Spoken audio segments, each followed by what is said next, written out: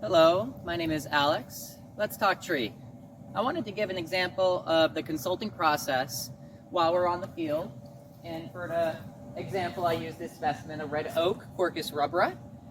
And I want to start from the very ground all the way up to the tippity tips of the canopy. Now, what's important with the ground inspection is having a clear communication with all the service providers and homeowners that might be treating the turf.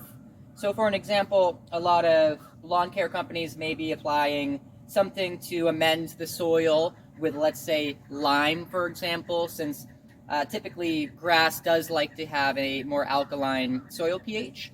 So that means that a product like lime can be used to make it less acidic so that moss might not be able to be as prevalent in the lawn, since to mechanically remove moss can take a long time compared to amending the soil to be a better environment for grass.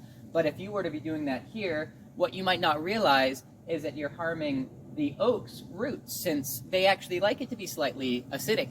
So it's really important that you don't go and start to get really nice green grass and then change the soil of a oak so suddenly, which can make a drastic shock for the oak, causing chlorosis and other issues.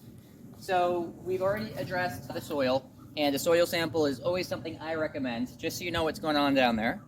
However, we're going to now move on to the root flare of the tree, which is where the tree emerges from the ground, and you should be able to notice that it flares outwards and not like a lollipop, which would be a sign that you put too much soil or too much mulch. So down here is where I normally like to start. And you want to see that since this is a double leader, there could be some inclusion in here right by the center. Included bark can happen at the main union on the ground, or it can happen up and above as well. So for this specific tree, I'm noticing that yes, there's a little inclusion. Putting a brace through the tree would likely be a bit too aggressive.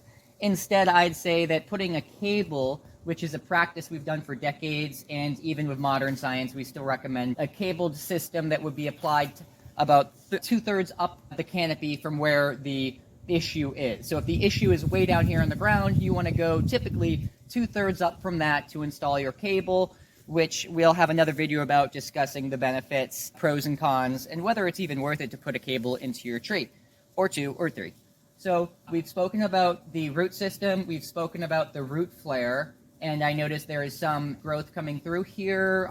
I think for this situation here, they make great privacy, so we're going to keep those. Some clients like to have those removed, but you know, it's all about how you feel, and I don't mind these at all. I think they look kind of cool, so I leave them here. A little pruning has been done just to, you know, keep them contained, but that's dealer's choice, and it's always important that you communicate with people to see what they're comfortable with, so there's always options. Now, moving up to the canopy, I'm noticing that this tree, as I take a step back, so we're looking at this tree, and I noticed that these are also water sprouts. I'm not sure if you can see this green laser on camera, but these are water sprouts. Typically, people like to have those removed because they're very fast growing and their structure is weaker than the original structure the tree had. In addition to that, they're called suckers because they suck up nutrition from the other branches up higher into the tree. Now, like I said before, it's dealer's choice, because if I were to take a step in the backyard, these do cover up the power lines, and I do not love to see power lines. So that's why to keep these branches is not a bad option. Maybe doing a little bit of work to take away some of the rubbing and crossing branches, since those aren't very beneficial. And moving away from those lower water sprouts, we're looking at more branches that are the original structure of the tree. And I see that, unfortunately, some of these limbs are getting a little close by to the house and the driveway, which typically is perfectly fine for the tree. However, most insurance companies and homeowners, they get concerned about those branches, and some companies come in and they do an aggressive pruning, which might even be more of a trimming, since it's not necessarily reduction cuts, it's more of just completely cutting it back to the trunk. But why would you not want to do that? Because it's an oak, it's an older oak, and especially in springtime, if you make those big cuts to the trunk of the tree, it's going to sort of bleed out sort of sap, which is going to attract beetles and other issues. So that's why you don't want to set up the tree to have a cavity or issue right at the trunk of the tree. For the long-term longevity of the tree, you're going to want to do reduction cuts, which is where you bring back the very front of the branches. So these are the parents of the branches. They're the very farthest out branch. And you want to make a reduction cut back to what is called a lateral branch, typically something that's directed upright. If you were to visit the Harvard Arboretum, you'll notice a lot of their tree structures, they go outwards and then upwards because they've been pruned and trained to have a stronger structure to reduce the chances of failure in heavy winds. So that's why it's key to try to have a long-term plan in mind so that you can enhance the aesthetics, but more importantly, the chances of it withstanding windstorms without breaking. And if it does break, that branch could end up having a split at the trunk, which could be irreversible harm to the tree. And if you can't mitigate that risk, then it's going to end up becoming one of those terrible removal situations, which is the farthest away from what we want to do. So that's why it's key to act as soon as possible to get your trees evaluated by a certified professional and somebody that you can truly trust. And that's another reason why we always try to reach out to our clients without needing to be pushy, so that it's your opportunity to get back to us. We want you to want us. So once you get that proposal, we're not going to be knocking on your door again. So you take your time and you make your decision wisely.